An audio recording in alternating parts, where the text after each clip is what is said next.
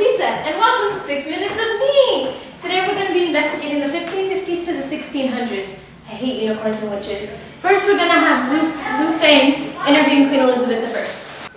Thank you, Stupida. Lupita! Whatever you say, Stupida. It's Lupita! Whatever you say, Juanita.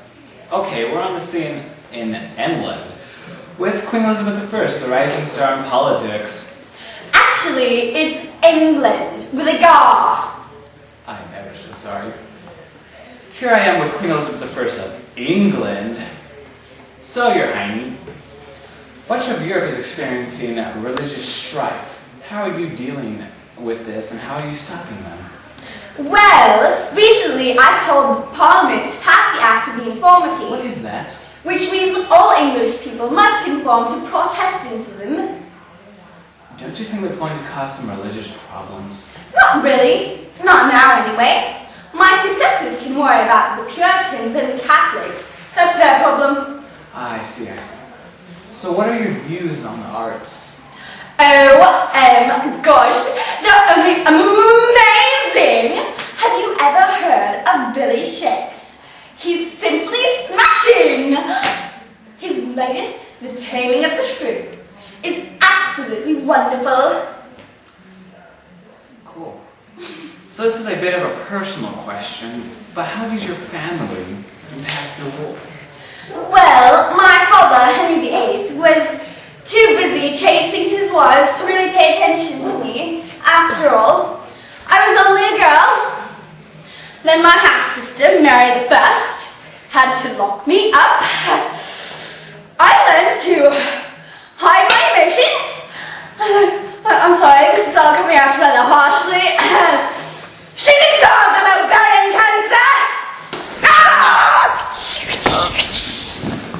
Folks, it seems we're having some, technical— Oh, gosh! Oh, God!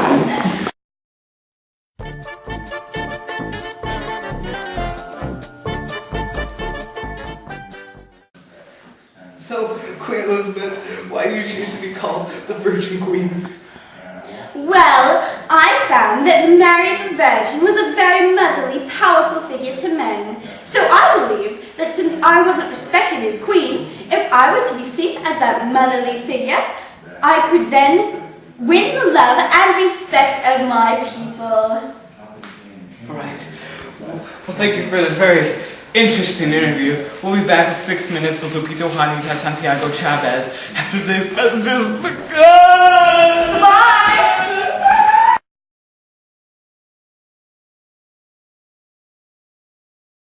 And now a preview of the message delivered by King Philip II and Queen Elizabeth I.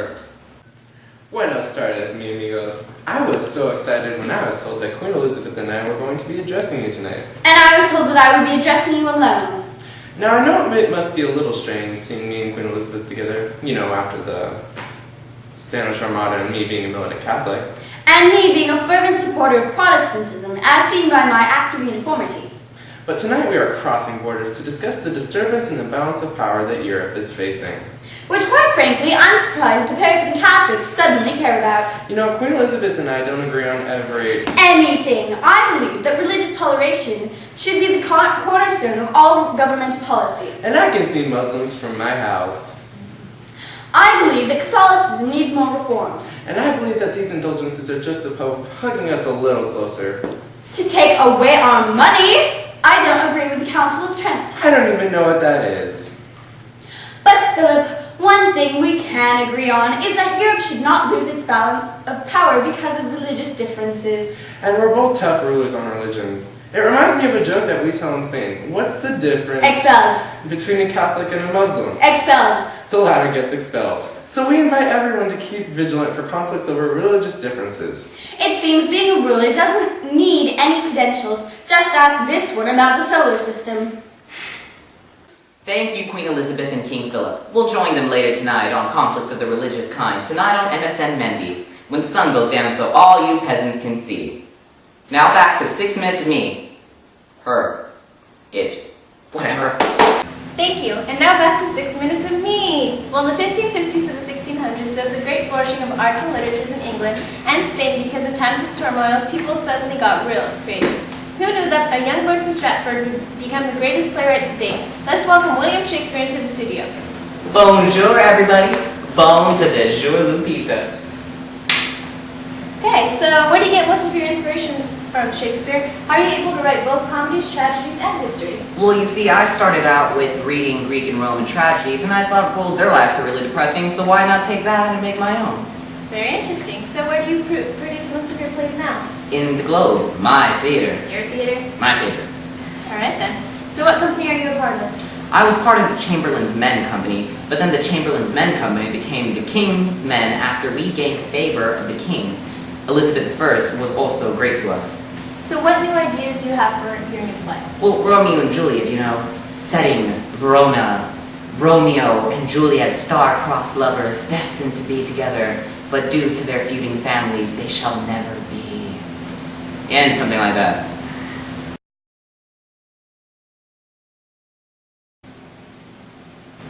Thank you, Mr. Shakespeare. Please, call me Billy. Oh, happy dagger! And now we'll move on to breaking news from our new reporter, Lou Payne. So, Stupida, I'm here in France and it appears to be a mass riot with the French Huguenots. It appears that many Huguenot leaders have been massacred by Charles IX. Henry of Navarre has been reported to have renounced Protestantism and converted to Catholicism. And now many are on the streets fighting, as you can see.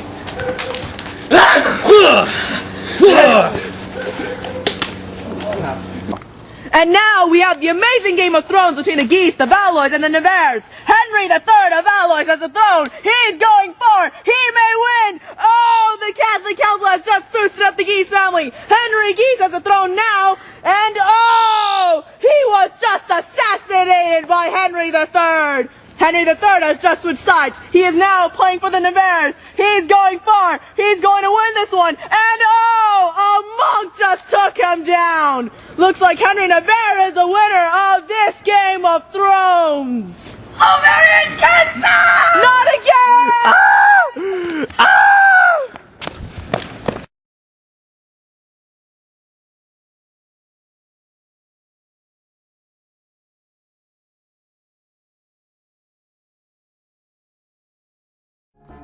Sorry for those technical difficulties. Now, a message from our sponsors about the witchcraft craze. Does this happen to you? Thou art a witch! Thou art a witch! Not a witch!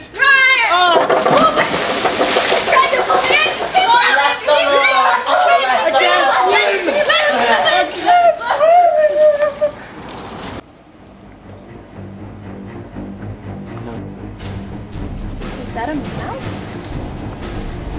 What the? Or this. Or even this. I'm not even a witch. Where did this come from? Witch! Witch, witch, witch! Then get Pure, the anti-witchcraft water. Really? Give me some of that. Hey, I want some of I that. had it first. Let it go. Well then.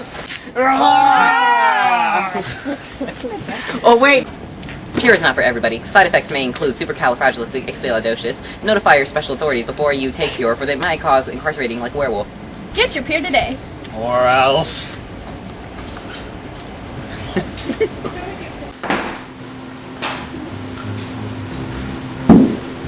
So, Sarah Palin. She's stupid. She thinks she can see Russia from her house. I know, right? I support Palin. Scout sometimes. You were just. Wow. Oh, sorry, I didn't see you there. Thanks for joining us on the Me Show. Don't you mean the 6-minute investigation from the 1550s to the 1600s? Whatever. You know what? This is it. I am done with this job. I have been persecuted. Time being a witch, pushed in the water. I am drenched. I am cold. I think I'm... Oh my God! No, ma! No, ma!